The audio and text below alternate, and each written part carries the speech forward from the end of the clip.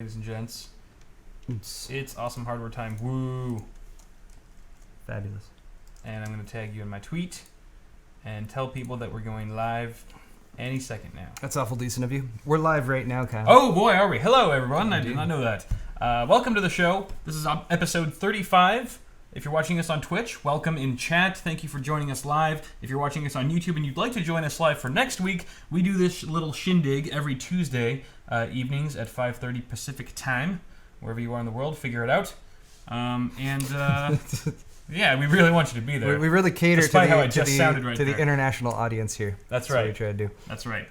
But first off, I just want to preface this show right now by saying that there was just a huge unveiling that just happened on Twitter by our friend Fractal Josh. Gonna set the tone right away here? Yes, I'm just gonna go right into it with a nice icebreaker here. Many of you guys might have caught his Periscope that he did. Go ahead and follow him. He's an amazing man. Majestic as fuck, as I should say, to be exact. He just unveiled this amazing painting that was done. It was kind of fan-made. He actually commissioned Kimberly Schultz, who is a gamer chick, really cool girl. I think Paul and I, you've played a few games with Kim before, right? Maybe, like Rocket League and stuff.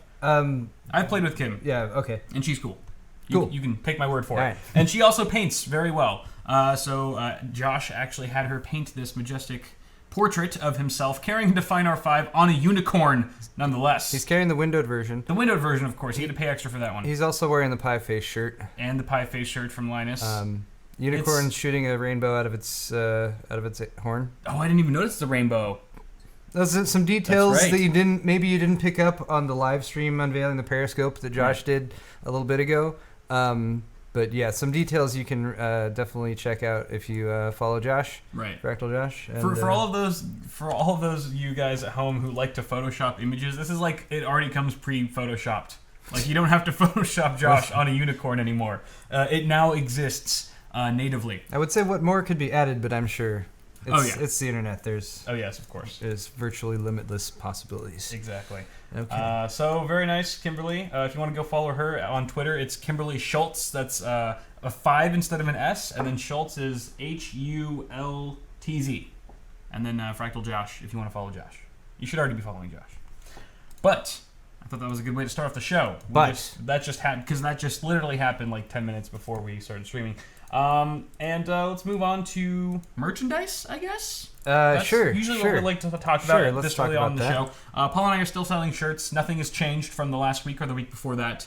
Hoodies are still on sale, $10 off. All of the hoodies, whether it's on Paul's store or my store. We do have separate stores, but if you make a combined order, you get to save some money. You get a little kickback on shipping, like a rebate or something like that. Kyle's has sold out of this hoodie. Yes. So why am I showing it to you guys? But you can still get this hoodie from Kyle for $30. That is true. In some sizes. Whereas over on my store, you can still pick up this hoodie right here, which has the Paul's Hardware logo on it. Yes. I've also got mugs and glasses and that kind of thing in the glassware section. If you guys would like I was about to say handcrafted, but I have no idea if this is handcrafted or not. It's lovely 20 ounce. I think it is because I've never seen a glass like this before in my life. I'm out of beer. Right. Also, really quick, Stay Positive shirts are almost sold out in every size. They've been selling like hotcakes, but if you guys were in the market for one, I will be re-upping them soon, so don't worry. Cool. Yeah, they've been selling well enough for me to restock them. At first I was worried, but that's this one right here. It's going all right. Yeah. If anyone's interested. All right. Sexy. All right, now, beer check. What beer are you drinking, Paul?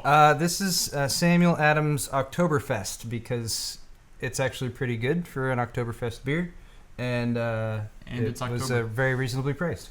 And so well timed. Nice little combination. Yeah, well timed. It'd be weird if no one questions you, but if you were drinking that like in June, people would be like, why are you drinking that? The Oktoberfest beer, I don't even know what to call it other than Oktoberfest beer, but that's all the description you need, right? Yep. I'm actually not drinking beer this time. Today on the show, I'm going to be drinking some bourbon whiskey, some Kentucky Straight.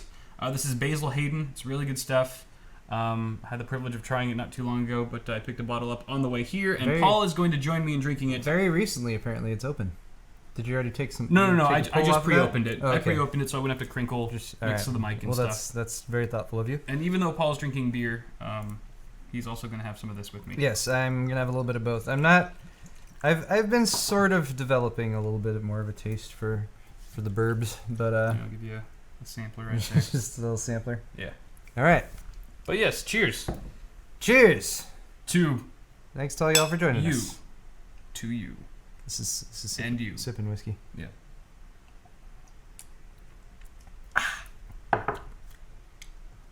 Not bad, right? That's good. Pretty smooth. Goes down smooth. It's not like the get drunk and beat your wife type of whiskey. No. Or bourbon. No, it's not.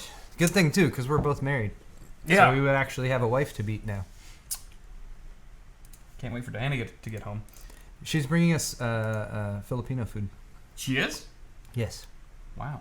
That sounds I received an amazing. update from that. Okay. Cool. Anyway, let's move on to our first segment now that the show is officially started after all that shenanigan. So it's to fund or not to fund. Paul has the lower thirds ready to go. What are you doing back there? I was turning on Arctic Panther because I felt like it should be on. To fund or not to fund? Let's Very lower prepared. thirds. Lower thirds. Lower thirds. To fund. There it is. All right. Boom. Hey, first segment. All right, lower thirds. Wow. To fund or not to fund. And now my new segment, lower thirds. You're already forgetting. Paul, can I get that to fund or not to fund at the bottom of the screen? It's right there. I know. I meant to say that. But never mind. No, I was switching around the terms. you're right. It I just wasn't completely following you. failed because it could have worked both ways. Anyway, I glanced at chat. I was Anyway. immediately distracted. this segment So easy to do. is where we take a look at some Kickstarters or Indiegogo campaigns, crowdfunded campaigns, and decide whether or not they are worth our valuable dollars. Yes. Usually they're more popular than not. I like to pick ones that have been doing really well just to see what is trending at the moment. So this first one is the Waylens. It's a data-driven automotive camera system. You basically mount this little HD camera in your car, and it syncs to the internal components of your car, so it tracks things like speed or velocity, or even the G-force of your car during your driving experience. So It tracks your GeForce experience? it tracks your not that kind of G-force. No. This is not either Team Green or Team Okay. Red. It's ambiguous, or agnostic. No, what's the word? Switzerland. Agnosticus. No, it's neutral. Aluminum. Aluminum. It's aluminum. That's right. So basically, what this does is after it gets gathers the data from your car from your ride, it essentially compiles like a highlights reel of your drive. Okay. That you don't really have to edit yourself because it basically just tracks all of the most interesting data that happened during your trip. And instead of having to manually hit record, like a GoPro, like a dash cam or whatever, you have to hit record, or some of them just go 24/7. This one will only start recording once the data shows something interesting is happening. I see. So if you go from like 0 to 60 in like 3 seconds, it'll like start recording or whatever. It'll be like, hey, that was probably exciting. Yeah. So I'm going to record it. that's pretty smart. So it's a smart feature for, I guess, driving enthusiasts who already have a dash cam maybe or planning on getting one. I personally have no interest in this. I drive a crappy Hyundai Elantra that's from 2006 and it's got 100,000 miles on it. So I'm not driving around corners. Jay from This Jay is 2 this I was Cents about to say. This is for Jay right read here. your mind right there. So when he's driving around in his what's his Z called again? 350Z. I know he's got a name for it though. It's Littler Jay. Little J. No, that's his daughter. I said littler. Littler. No, that's Faster his Jay. other Faster daughter. Jay. Faster Jay. I don't know. Whatever its name is. So when he Racer this solves Jay. his problem when he's racing around town. He doesn't have to hold his cell phone up, to capture the footage right at the most intense part of the drive, Right. which is what he typically does. I don't know if that's true or not. I just said it. Zoe, it's Zoe. Zoe, that's right. Says everyone in chat. Wow. How do we not know that? I don't keep track of the names. I don't always absorb all I know, of the car Instagram posts. I know the name that of his Jay computer. posts. Yeah. But, I know. Anyway. All right, so, but it's kind of moot. I want to point out here, Kyle, it's kind of moot, the whole fund or not to fund. This is already funded by quite a decent site here. True. $341,000. If you want to get in on this for $29, no, $29 is the, hey, give us money. $250. So $250, but those are all gone. $250, all gone. You got to pay $300 right now to get a package to get this little guy. Like Estimated I said, delivery is July. You really got to be into driving next year for it to be worth But it. yeah, all right. What's next? The next one is the eora 3D. I don't know if I'm pronouncing that right, but I Eora. don't care. It's a 3D scanner, Eora. high precision 3D scanner for your smartphone. Okay.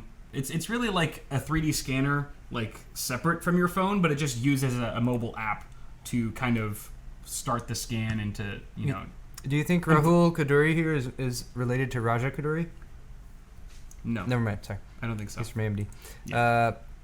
All right. So this is some clear copyright infringement on LucasArts. No. But no, it's not. All right. So how does this work? I was watching this out of the side of my eye earlier. Yeah. And why does it spin the camera? Because I see it spin. That's spinning. No, it's spinning the object. The object. But it looks like it can also move the camera in a circle. Why does it do that? So I think it's you can either, I think the spinning platform is optional. Okay. But so if you have a fixed platform that can't spin 360, then the actual scanner can go back, pan back and forth to get a more comprehensive. Okay, so it would move back and forth and see like this. Right. This is what didn't make sense to me initially. Yeah, I don't think it actually goes okay. 360. It probably does like a 180 or like, you know, like a 60-degree pan or whatever.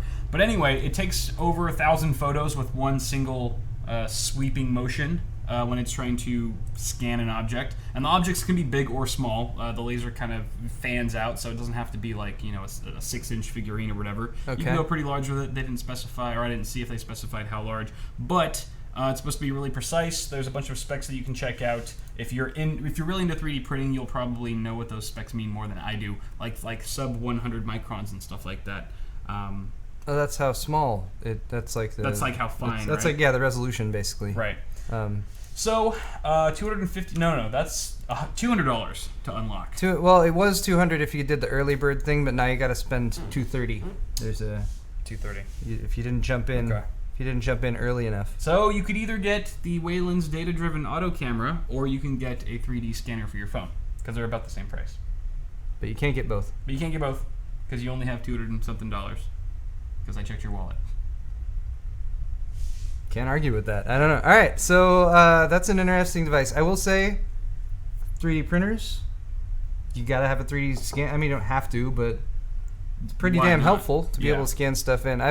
Some of the 3D printers I thought were really the coolest were the ones that had 3D built-in printing and scanning at the same time. Absolutely. They kind of go All right. just two hand in hand. The last one is the Biopod. It's the world's first smart... Hold on, Kyle. What? No, I don't want to join the millions who love Windows 10. Oh. Okay, sorry. I had to close that. I don't know. It's just bothering you? It's getting so much more and more intrusive now. Now it's like, oh yeah, I'll do Windows updates. Wait, a Windows update is Windows 10? No. That's not an update. That's a whole new operating system. You bastards. You're blurring the lines, Microsoft. I'm gonna do it in my time. Can I do it in my time? Okay. I think next week, like if you don't close the pop-up, it'll just start expanding. It'll start taking over. Goes full screen. Like you go to click on something and it slides itself. Yeah, it's like a nasty pop-up. Oh, you want to upgrade? Okay. All right. And the last one is the Biopod. So first off, again, it's like this is like an outhouse. Hugely successful. No, it's not an outhouse. Portable outhouse. It's been funded $200,000 out of its $22,000 goal. Oh, so damn. Ridiculous amounts of money have been poured into this thing. And what is it? It's a microhabitat for growing weed, magic mushrooms, peyote, and all other kinds of delicious drugs. Any types of like Schedule 1 to Schedule 3 drugs that you might want to grow, we can grow in here. Every class. Step-by-step instructions. No, that's actually not what it's for at all, Paul. It's not? You know, maybe it's wishful thinking on our end to some degree. I don't know. I've always wanted to try peyote. But, you know, what this really is for growing herbs, or herbs, as they say in the video. They say it incorrectly. They say herbs. It's herbs. Paul and I had this discussion before the show. And you can also grow, or basically create a habitat for, certain, pets or little animals, reptiles, frogs. So, for example, I should probably tell you what the main feature of it is, though, is that it's app-controlled, and there's also a bunch of, technology built into the tank itself that allows you to kind of automatically control things like the lighting, the temperature, the humidity. So usually when you actually, let's say you wanted to buy a lizard or an exotic frog. I love you have to buy. I buy lizards all the time. You'd have to buy individual components, like a humidifier and all sorts of things to. He's got a lizard on his phone. Yes, he does. But this already comes built in. You control the climate and everything with your app. That was a HD camera that's built into the tank, so you can monitor or you can see the live feed of what's going on in your tank from anywhere in the world. You could be in China and be like, "What's my gecko up to?" Does the HD camera do these nice slow pans and soft focus focusful I just said Pocus Foals. Pocus Foals. Fuck. The hell's wrong? We haven't even started drinking. Why are we drinking bourbon? Okay. But it could work quick. Here's the point. Point is, you can put fish, lizards, herbs, or weed, or you I mean, how many people are just going to buy this for like a hydroponics? It seems like a small and portable solution for a problem that. No, officer, that's my Biopod. We don't really encounter this problem in California, fortunately. Yeah. But all right, so to get in on the ground floor on this deal here, it would have been $200. $200 was the early bird special. Now it's $280. $280 is the cheapest. Because all the other ones are sold out. So all right, $280. Yep. But you'll more than make that back with your first harvest of grade A chronic basil. What? Basil. Basil. Yes. Anyway. All right, cool. So that's pretty much it for to fund or not to fund. Out of those three, Paul, which one would you say you'd be most likely to fund? Well, I'm not a big driver person, so can't say I would go for the automatic data-driven the Waylens. Yeah, I'm like I gotta say the 3D scanner is pretty interesting. I mean, I would probably. I'm not the kind to jump in on this. Right. I'd have to get a what? A 3D printer? Yeah, you're right. It would go better with. Since I don't have a 3D printer, I guess I gotta go with the Biopod. Yeah, I'm kind of in the exact same boat as you. Right. And I've always wanted a frog. So. Well, some new products available on our stores very soon. Yes. The Paul's Hardware frog. We grow our own. All right. Homegrown. Anyway. We have a new segment. We do. And this, I just want to also say that this segment is kind of still in the works. It hasn't been fully polished yet. It's called Videos That Are Good. And that includes the title. It's also a working title. That is all subject to change. This whole segment is just haphazardly thrown together. What are you doing over there? I'm shifting stuff in the background because the flicker of that monitor is bothering me. You've reached back there like 5 times. I don't know. It's a work in progress. Like the house is on fire or something. It's a work in progress. All right. Okay. So anyway, this segment I talk about a few videos that I found on the internets that are good. Nice. Hence the name of the segment. I know. Like I said, it's way better than videos that don't suck. See, the suck thing, we were talking about this too, is very played out. There's a lot of segments like, this doesn't suck, that doesn't suck. It focuses on the negative. Yeah. So I spun that. So the first video that I wanted to talk about is the Force Awakens trailer, the new Star Wars that's coming out, directed by J.J. Abrams. Well, no one's interested in this, Kyle. It only has 19 million views in the past. It's not even 24 hours. It's not. No, this was last night. Right. Actually, maybe just about 24 hours. Yeah. Good Lord. Yeah. Hey, people are. I'm excited. Me too. And when you watch the video, you'll be excited too if you haven't already. I'm sure you're one of the 19 million. I'm sure all of you in chat are one of the 19 million who's already seen it. Yeah, most likely. No one's not seen this yet. But I just wanted to give it some attention because, after the somewhat arguably disappointing release of the Battlefront beta from EA, I kind of needed a good pick-me-up when it came to like Star Wars appreciation and fandom. So this was like the perfect thing to like spin me right back into it. This trailer looks phenomenal. Again, that's why I'm saying trailer. Is because you can make any movie look good from the trailer. It's almost like scary how good a movie can be when condensed to like a minute long. Then you watch and you're like, what the hell? It was horrible. But J.J. Abrams, I have faith that he'll do a decent job.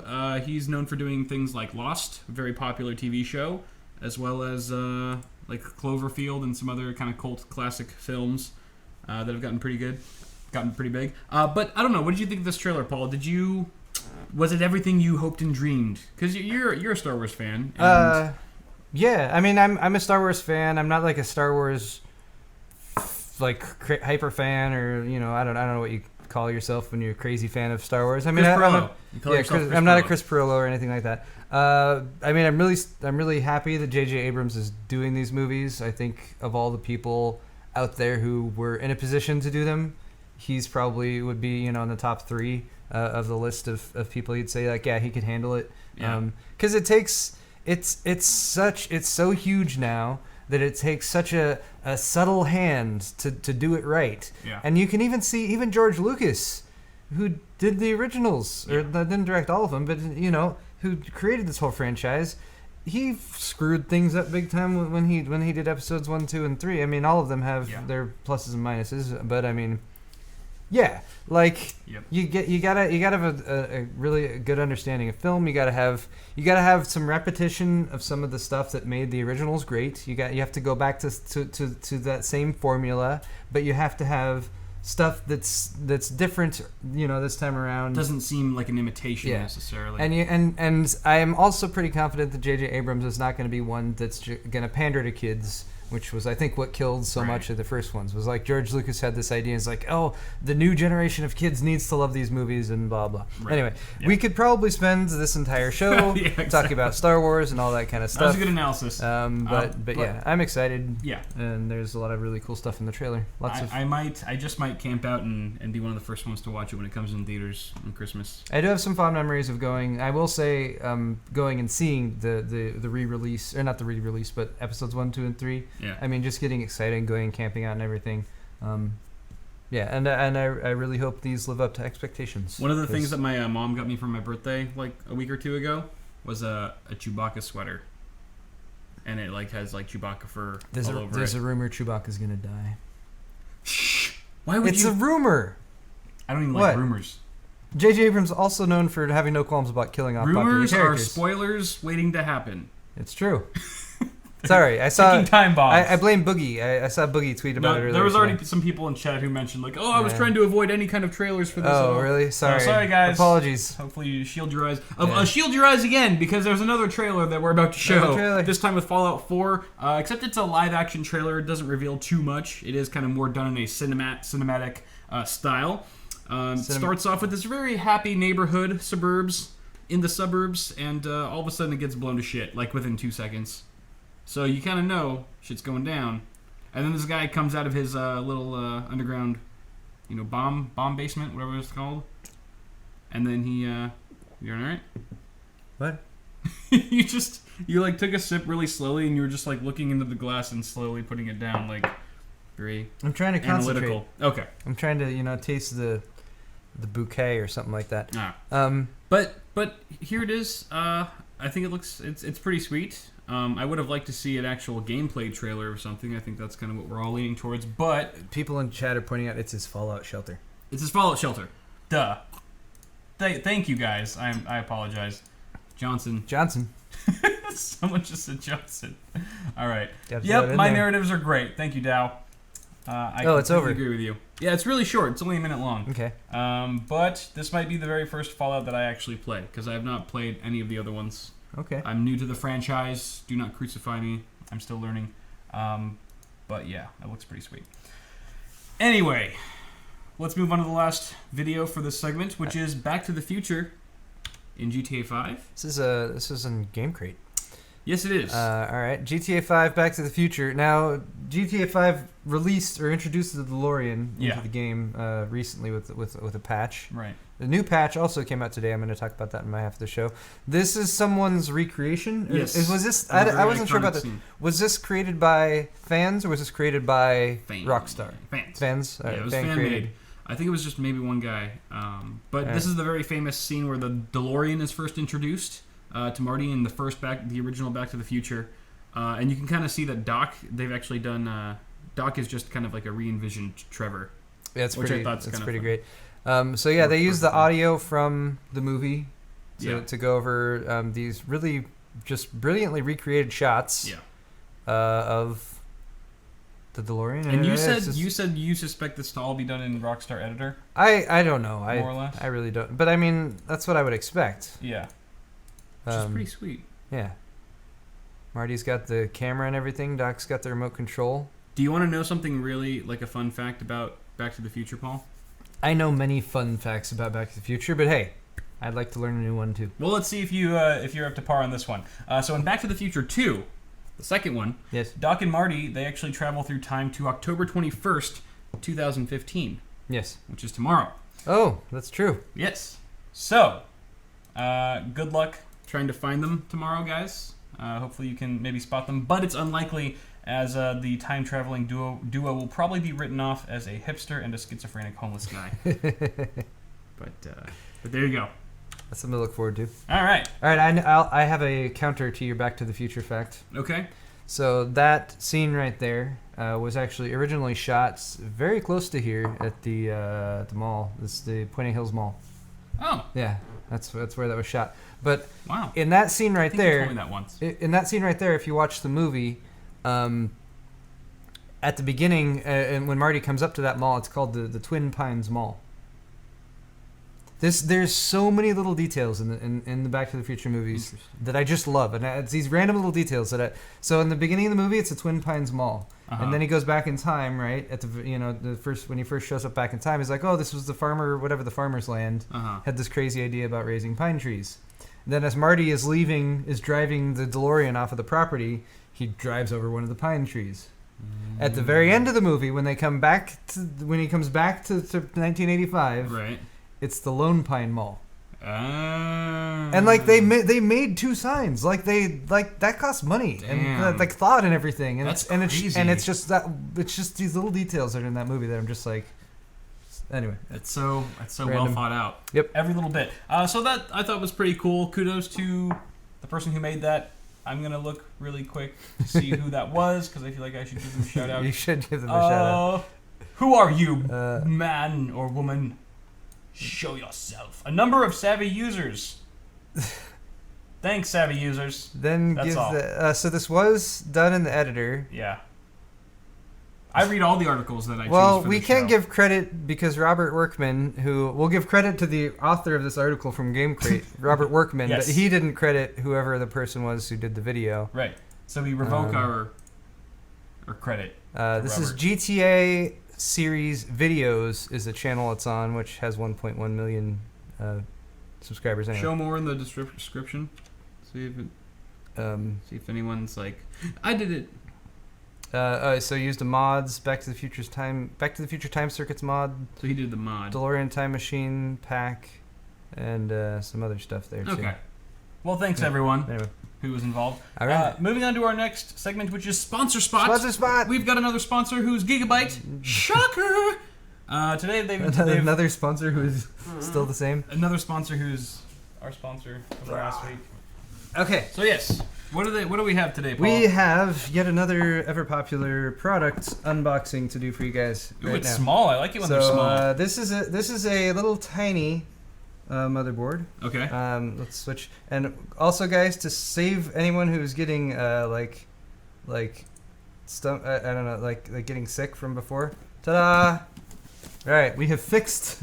The camera is now fixed. Yes, so that you guys can see what the hell we're actually doing. This is so much better. This is the H170N Wi-Fi. So this is a motherboard designed for the new Intel Skylake series of processors, which is socket LGA 1151. This is an H170 chipset board, which means that it's not for overclocking. So don't buy this and put it with the 6700K or 6600K. What this is more made for is maybe the non-K processors in those ranges, or maybe the slightly lower end ones.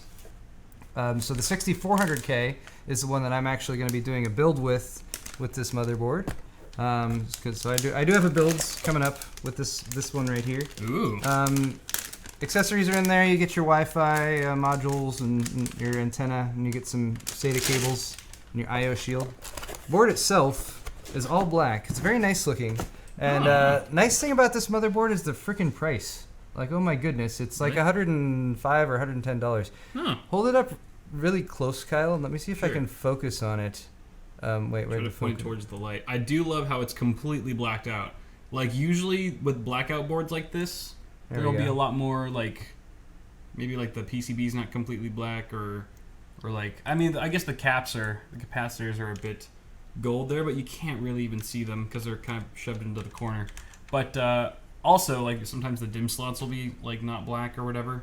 I guess this PCIe by 16 could have been black. But let's see what else is on here. I don't know. So it is a pretty like basic board. Yeah, I mean, this is a budget board, but I thought on Newegg it was a reasonable price. But hold on. So you do get front panel USB 3. Which is good. You get 2 SATA ports, by 16 PCIe, 2 DIMM slots. There's also, this comes with thermal armor, right? No, it doesn't. No, no, it does not. All right. Well, I found this on Amazon at least. 1, 2, 3. I feel like on PC Part Picker you could get this for as little as $110, but it's $120 right now at least on Amazon. Okay. I ignored that review rating because it's just one person. Just one guy who probably didn't know what he was doing and couldn't build a computer. He works at he works at Asus. Probably works at Asus. I like how it has Wi-Fi too. But yeah, it's got built-in Wi-Fi. You got your expansion slot there. If you want to build a little bit more budget-oriented small system, I think it's a great choice. The H170N Wi-Fi. It's part of the UD Ultra Durable series from Gigabyte. And for being such a budget board, it does have two HDMI on the rear as well as USB 3.1 Type C. Nice. Which is the Type C. Unexpected. And the thing that I really like, high-end feature here. I like that. And one of the reasons when I saw this board, I was like, that's pretty sweet. That right there, and you guys probably can't see it real well, is an M.2. So M.2 looks like a 2260 or a 2280. 2 lengths that you can support there on the back. So that means, nice pour there, Kyle. Thank you. That means you can easily just drop in an SSD right there. And depending on your cutout on your computer case, you might even be able to access that. Right. Without removing the motherboard. But the thing I like about having on the back here is even if you have like an hideous green one or something like that, you can still pop it in there, get your nice fast SSD storage built in, and dropped on there, and you don't have to worry about what it looks like either. So. And did you mention if it's SATA or PCIe or both? I believe it's both. I know it's PCIe. I know it can at least do PCIe. I'm not sure if it does SATA. Nice. But yeah. Cool. Anyway, that's H170N Wi-Fi, guys. We're going to look at it again on my half of the show. But thank you, Gigabyte, for sponsoring us. And so end us the sponsor spot. Yes. Okay. Let's move on to Pimp My PC. Yay, the blatant ripoff segment from Matt Philly's Pimp My Setup on Swashin' TV. Go ahead and check it out on YouTube. I think a lot of people are still getting confused between his segment or his show and our segment because some people will just send me pictures of their desk. Oh, really? Like with their computers on it, and I have no idea what they're sending it to me for until it says like hashtag Pimp My PC. I'm like, oh, that's the wrong show. But wow. So if you guys are going to submit any Pimp My PC entries or basically a photo of your system, please send it to me. Tweet it to me at Forever Kyle on Twitter, of course, and I want that side panel off. Por favor, would be most appreciated. Side panel off is good. Well lit. Some decent lighting in there so we can see what's going on. A few different shots with a few different angles. Yeah, definitely. Always, never hurts. Always appreciated. Yeah, and if you are gonna only take one shot, make sure it's all encompassing of your entire system, because some people will only get like the CPU and GPU area, but leave out the hard drive cages. And I don't pick those because I just feel like it's cheap. I feel like you're hiding something. I don't trust you. So make sure that it's you get everything in there. So the first one is from Victor. Yeah, I closed it. Why? Because I was trying to close the tabs we were through with. Victor. All right. Thank you, Victor, for sending in your computer. If your name's Victor, then you automatically get a Russian accent from Kyle. Yes. Oh, and you got to click the Imgur. Sorry, I should have linked you to there. But he's got a 760T, I believe. You have that case, Paul. I do. Also in white. Very clean. It looks like you've kept it clean, or it's a recent build. You've got a CX750M in there. I'd take that sticker off. I would. Just the green. I would too. Unless you're planning on adding some more green, but I don't think you really need to. Cable extensions would work fantastically here. But really nice motherboard. I like how I like that PCB. Look at how clean that PCB looks. Yes, it does. That's one of MSI's gaming series motherboards. Yeah, and you've got just a bit of red trim on the heat sinks there. So maybe you want to go with like a predominantly black and white system with accents, like with red accents. So what I might suggest is getting like, I don't know. I wouldn't custom sleeve your own cables. Just get some black ones or some white ones. Some white ones might look pretty nice. But how else could you throw a little bit of red in there? I mean, to throw red in, I don't know. Yeah, I'd have to say via cable extensions, or yeah. I mean, cable extensions, yeah. There's no other red accents besides the motherboard. Yeah. I will say cable management overall looks pretty good. Maybe think about doing this little cable towards the front. A couple cables peeking through here. Then another thing that you don't often consider, you have a sticker on your SSD, and different SSDs have these stickers on different sides. And I've dealt with this before. Crucial is notorious for that. Yeah, the sticker doesn't look all that great, so heat gunning that off. It depends what drive it is and everything, but flipping it isn't always an option. But Right. maybe getting rid of that could be something to do. I also noticed that his RAM is, he's got 4 sticks in there, but they're 2 different kits. Oh, that's true. So, I mean, I'm not going to tell you They're all HyperX. to not use that if it's working properly, but generally, a rule of thumb is if you're gonna buy RAM, just buy the maximum amount that you feel comfortable with right away, because that's the only sure way that you're going to be guaranteed for that kit to be compatible, for all those sticks to be compatible with each other. And these actually do look like he might have bought these at the same time, and he might have intentionally, because they're all HyperX. These are all the same model. Right. They're just different colors. Yeah. So maybe he was intentionally going for a black and white stripy theme there. Oh yeah, but I mean, I will point this out, and this is something not everyone's familiar with.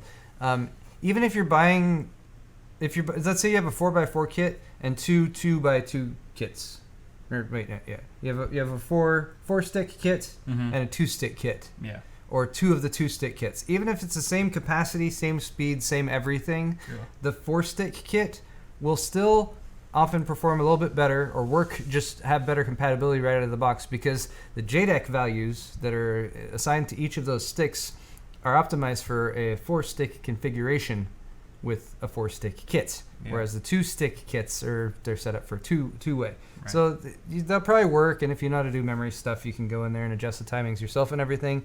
But that's one reason why you might not want to do something like this. Right. Although honestly, if you've had zero stability problems and everything, then it's really like not a huge deal. You have at least a few months before your computer explodes. Yes, should have a little bit of time left. Thank you, Victor. Thanks, Victor. I appreciate it. Next is Aiden. All right. One picture. Is 4770K GTX 780 Z97 Pro motherboard, a 1 terabyte hard drive, and a 500 gig SSD, and what's going on at the bottom here? He says overkill power supply, but he didn't say which one. Overkill and judging from the PSU. cardboard that's shielding it, I'm guessing he's very ashamed of it. It seems to be not something he's proud of. But you should be proud of the cardboard either. The cardboard is like I am of two minds with the cardboard. One is, you've taken some time and you've done a little bit of work and some effort to enhance the visual appearance of your computer. However, the cardboard, it's, at least in this picture, is very obviously cardboard. Yeah. And while I applaud your efforts, it just didn't turn out all that great. Yeah. Good news, it's just cardboard. You can just remove it. You could probably just pull it out of there or something. Well, actually, I welded it to the sides of my case. I'd also be curious. It's also a little bit of a fire hazard. And if you have a short in the wrong place or something like that, that's something to consider as well. Right. I'd be curious what power supply is actually underneath there and what made you feel like it was so hideous that it needed that over it.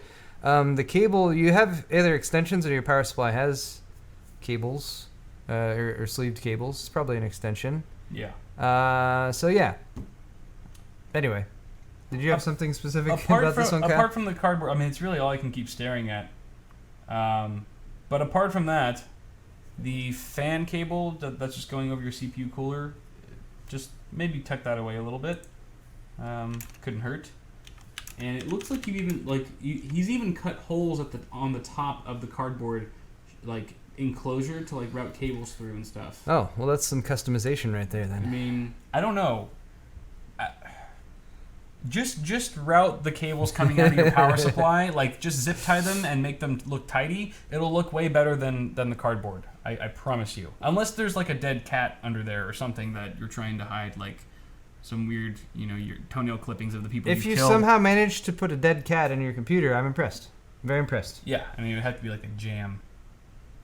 Anyway, thank you, Aiden. Thanks, Aiden. Appreciate that, buddy. Next up, we've got Marcel. All right. And I always think of Marcellus Wallace or Marcellus Wallace from Pulp Fiction. Yeah. All right. So I don't know why. Old case. Wait, he has a story here. Yes. One day when I was upgrading my mom's RAM, my dad decided it was a good idea to take the heatsink off the processor and look at it. When he pulled the heatsink off, the processor came with it. He then decided to shove it back on without lifting the retention arm. A lot of the pins were bent. Computer was never turned on again. The components are actually based on one of your budget build guides. Oh, sweet. All right. God help you. Oh, look at that! Look at that SSD mount. That is epic. Wow. Revolutionary SSD mounting solution. I call it. Just tape that sucker anywhere. Hell yeah. Works for me. Cable management hole right there. Some cable management. Nice depth of field. Yeah. Titan killer. This is the passively cooled Titan right there. That is a Titan, I have to assume. The worst fan. Oh, this is one of those like super thick like industrial fans. It probably runs really high RPMs and super loud. makes a lot of noise. Jesus. That's wow, big old wine rack, nice rack. And I'm guessing he must just run this system open in that little tray right there. Or he just had it open for. Or he just opened it up for the pictures. Oh, for Netflix browsing and stuff. And he's got a wireless keyboard and a trackpad. And a beautiful shirt. And he's got the Stay Positive shirt. Hey! Right there. Thanks, Marcel. Double Johnson. Doesn't look anything like Marcellus Wallace. No, he doesn't. I will say that. All right, Completely ruined my suspension of disbelief. So what's the verdict here is, I mean, it's a budget build, right? So it doesn't make sense to really tell him to get cable extensions or you know, swap out the CPU cooler, for example. But that being said, I still think that there is some room for cable management improvement. For example, like the 24-pin ATX. I mean, you've got the power supply way up at the top of the case, but then you've got that motherboard port way at the bottom, and you've kind of got to route it all the way around, and you're kind of just filling up the rest of the front area of that chassis with extra cable length. What I would say is try to round up the excess of all these cables up next to your power supply. So pretty much between your power supply and your optical drive, I would try to route all the excess stuff and bunch it up and kind of pull it away from your motherboard and all your other components. And if possible, maybe you could mount a fan to the front of the case, because right now I'm only seeing one exhaust, being that 80 millimeter it looks like on the back, plus your power supply, but that's a different story. So if you could maybe like zip tie, I mean, I did a build recently that where I zip tied a fan to the front, and it's working out fine. So maybe you could do that even if there's not any fan mounts there, and sleeve your cables. I have to Custom. I have to completely disagree with Kyle on this one. I think this computer is perfect as is. You should do nothing. You're lying. No. I mean, and to some degree, I'm being honest.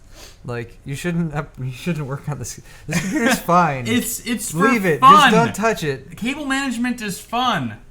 No. That's what we're trying to instill into people. All right.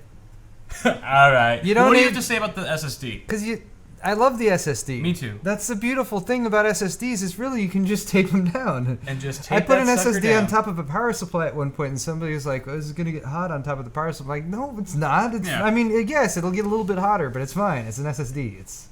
It's really fine. So as long as you keep because Paul will kill you if he finds your computer on the floor. Yeah. But if for whatever reason you had your computer on the desk and then just like really long SATA cable going down to the floor with just your SSD, like lying, like collecting dust, Paul will be like, "Oh, that's fine."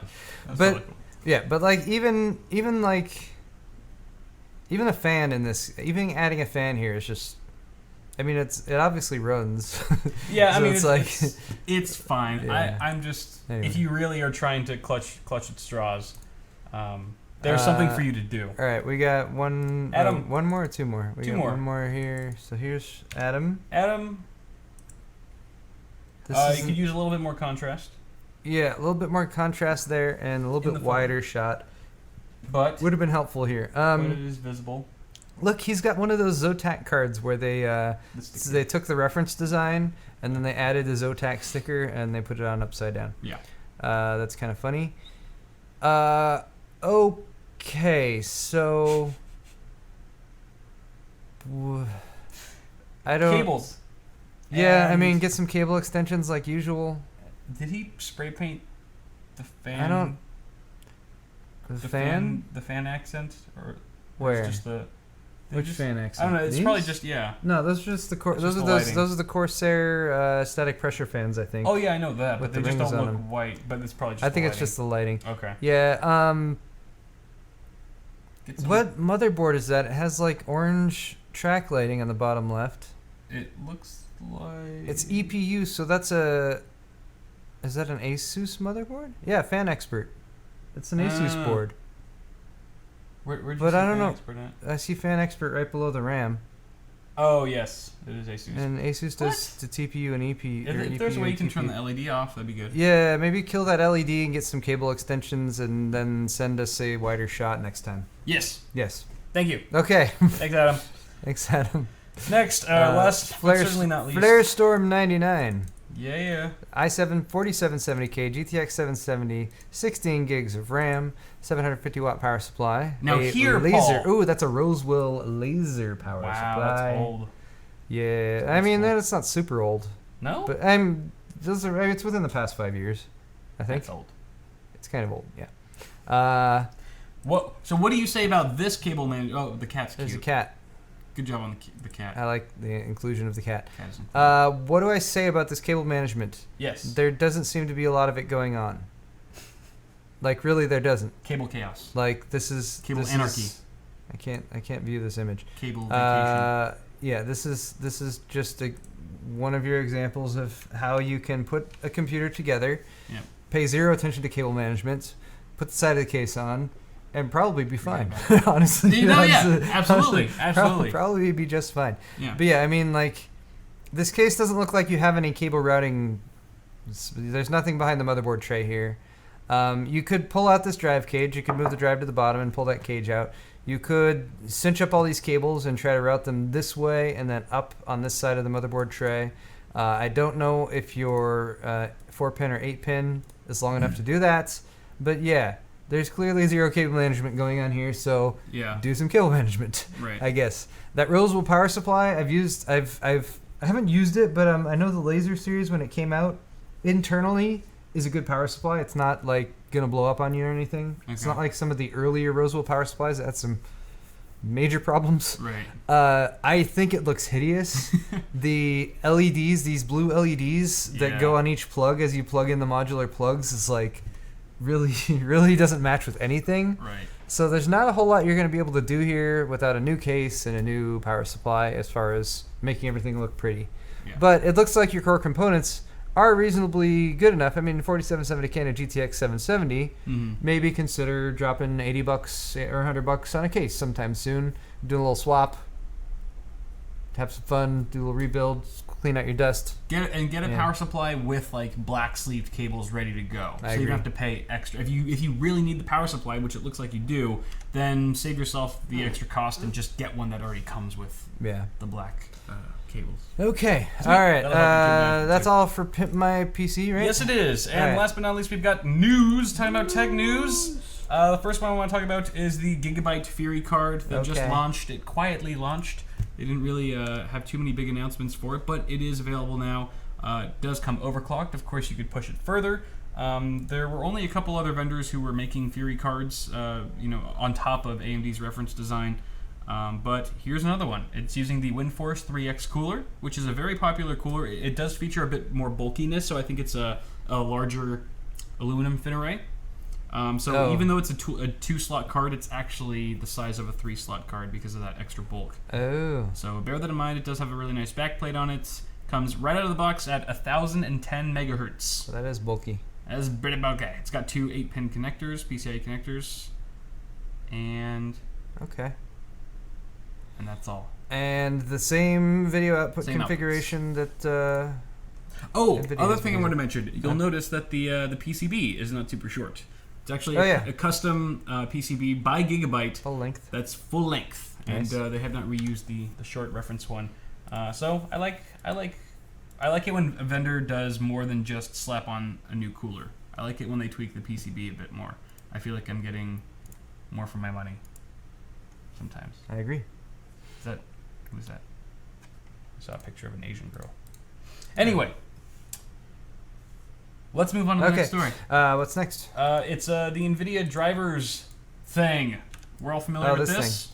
Hopefully. Nvidia game-ready drivers to require GeForce Experience. Yes. So starting in December, GeForce Experience, which is the program that was initially rolled out by Nvidia to optimize the settings, your in-game settings for your games, obviously, so that it runs well with your hardware.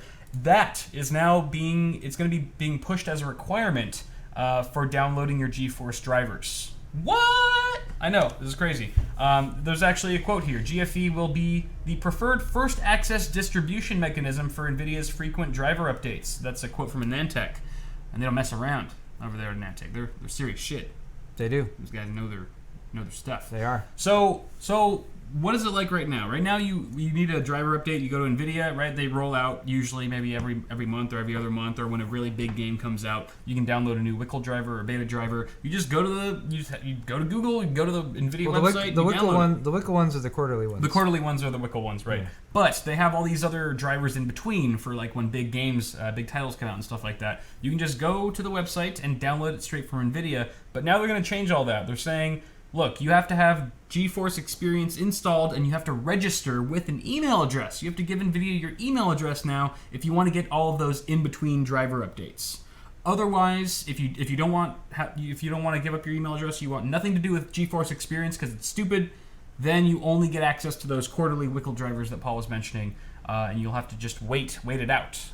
But that's, I don't know. I think it's BS. Yeah, I smell a little bit of BS in NVIDIA. I don't like this. Because I didn't think the system needed any changing to begin with. I never had a problem downloading NVIDIA drivers, and it just seems like a way for NVIDIA to get access to my email address and be able to reach me, have a greater advertising or a marketing reach with their users by just getting email addresses. I agree. I don't like this. I'm not for it. I don't use GeForce Experience regularly, and in fact, I often intentionally don't install it, specifically if I'm running benchmarks and stuff like that, because I don't want it messing with any of my game settings. So this is going to be an inconvenience for me. Yeah. Sure, it's just an inconvenience. I could give them my email, I could download it, and whatever, blah, blah.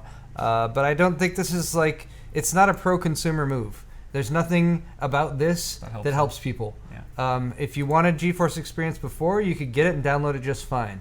This move by NVIDIA is forcing it on people, and I don't like anything being forced on me. Yeah. And I especially don't like it when it seems like they're doing it because they're like sitting pretty in the marketplace, like because they have a big market share and all that kind of stuff. They want to cash money. Yeah, so I don't like it. I don't like it that it seems like just a grab for the email addresses and to get people to use GeForce Experience and to have another little thing sitting down in your system tray and all that kind of crap. Yep. So yeah, I disagree, NVIDIA, and I think you should change your mind.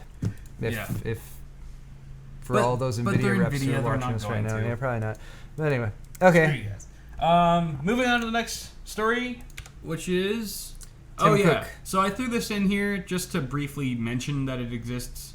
Tim Cook's from Apple. Car. He's talking about the Apple Car, the electric vehicle that they have planned for 2019, saying that it's going to change a lot of things about the automotive industry. Apple's been known in the past to just say things like, this is revolutionary, it's going to change everything, and it really doesn't. But I'm still kind of curious to see what they do. I mean, obviously, here's the thing, is there's some speculation that what he means by that is it's going to be partially autonomous. And that would allow, a more... Because I guess the article also talks about how a lot of the tech that's built into these cars these days isn't really appealing to many people. Like, people could care less about the technology that's in your car because you're focused on driving.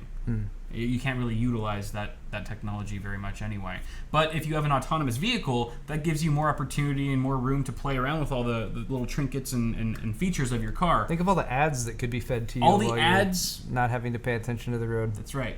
It's like if driving past billboards annoyed you at all right now.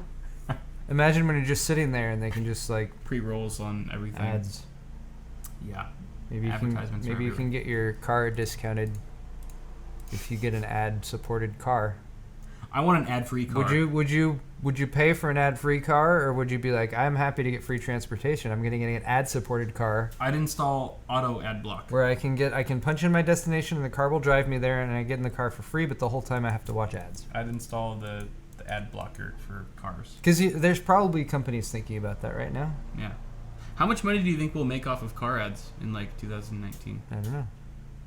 But there seems like most of the ads anyway are already for cars, so this seems like a natural progression. True. Okay. Moving on. You have more stuff. Amazon is suing people. Yeah. He's like, screw everyone. They sued 1,114 reviewers. Yep. For selling their opinions for $5. Well, that's kind of what I do. What? Don't we sell our opinions? I mean, we don't No, sell them. we don't sell them. That's true. We give our opinions and we sell spots on those opinions. That's true. Very, There's a very, big difference very there. key difference between that. Yeah. Okay, so... So here's the deal. Yeah. Amazon has sued these people for writing fake reviews. Sorry, that's That Nori. was scary. Okay. Your wife's home. Yep. That's why. So basically, people are going onto websites like Fiverr. I don't know if you've heard it, but it basically offers like these little side jobs that people can take for $5 or more, hence the name Fiverr. Very clever, haha. And essentially, a lot of people are advertising themselves to be really good at posting fake reviews so that these companies, like maybe small, like, I don't know, for example, like a small cell phone case manufacturer from Taiwan who just really wants to, you know, be the next big thing, and they're just paying money to these people on Fiverr, sites like Fiverr, to go out and write fake reviews for their product so that it, you know, obviously sells more. But Amazon, which is a very, like, it's kind of created and gets its credibility from its user reviews, right? You go to Amazon because you trust the user reviews. A lot of people review stuff on the site, and that can really impact your purchasing decision. I know it does for me. So if a lot of these reviews are illegitimate, it kind of also discredits Amazon as a company and as a brand. So a bunch of lawyers from Amazon are coming out and suing everyone. They're suing everyone. Fiverr is not to blame, though, I should say. I should point that out because in their terms of service, it prohibits anyone using their website to break the terms of service of a third party. Okay. So yeah, they're clear. They're not. They're pretty much not involved. It's really just the people on Fiverr who are writing these false reviews who are the real defendants here in this case. One such faux reviewer, I thought this was kind of hilarious, guarantees that she can place reviews from 100 different Amazon accounts, along with other promising perks, including lifetime stable Amazon reviews, 100 different unique IPs, 100% safe, 100% 5, 4, 3, 2, or 1-star ratings. Now that piqued my interest because that means some people are probably paying to leave 1-star reviews on like competitor products or Goes something. both ways. That's almost like a whole nother level of messed up. That's horrible. Imagine Like- bringing a product to market like at Amazon or something like that, and then suddenly get a bunch of negative reviews because your competitor paid somebody $5. Right. That would suck. That is, like, you have no soul as a person. Like, both parties involved. And also, the last perk I love here, if you scroll down. What? I'm not showing them this right now. Oh, you're not. Show them that. And then Okay. scroll down to the bullet points right there, the very last one. 100% money back guarantee. That looks like an intentional misspelling to me. Does it? I don't know. Is it But it's really funny- guaranteed? Like, you said this was guaranteed. No, I didn't. I said it was guaranteed. Because they spelled guaranteed right above it perfectly. Oh, that's true. And then they completely butchered the last one. So So maybe it's just so the other stuff's guaranteed. Your money back thing, that's just guaranteed. right. And who Which knows means- what that means? I'm really curious. Which means no. I've never had a money Which back means guarantee. you don't get any money back. Right. Yeah. All right. So Okay. good job, Amazon. Keep them in check. Keeping those fake reviewers on their toes. Yep. Okay. Steam controller sucks. Moving on. What is Ashes this? of Singularity. Wait, we're moving on? Oh. Ashes of the Singularity? Yeah. Okay. We can talk about Steam controller later. Sure. Ashes of the Singularity DirectX 12 hits Steam Early Access on the 22nd of October. Yes. Hey, that's in 2 days. For $40. $40. You get a discounted price. It's usually $50. If you get it on early access 2 days from now, or if you're watching this on YouTube, then tomorrow. Or if you're watching it the day after it's posted, then today. If you're watching it after that, you're screwed. It's too late. So, Okay. we all know this is popular. This is interesting because it's the first game to utilize DirectX 12 API, and it's got a built-in benchmark. So, hey, I'll probably have to get it just for that. exactly. Yeah. Okay. $40 down the drain. $40. And that's pretty much Not going to too bad. conclude it for this half of the show, guys. I am amazed that I actually finished on Right. time within, This is within you're about like an hour. You're like right on time. Yeah. I think That's we're how right. it should be. That's Yep. how it should be. I like it. Beautiful. So go ahead and stick around because we're going to do part 2 or part B on Paul's half of the show just in a bit. If you're watching us on YouTube, feel free to hit that like button if you enjoyed it and subscribe to both of our channels, and then head over to Paul's channel to watch part B as well. Thank you guys for joining us in chat. We love you. You're all great. Thanks, Sel, for keeping the peace. Thanks, Kitty, you, for Sal. being here. Thanks, to Kitty. all you other guys who are regulars who are around and hanging out and stuff. I like bourbon. You're all great people. Drinking some bourbon. This is where I end the show, right?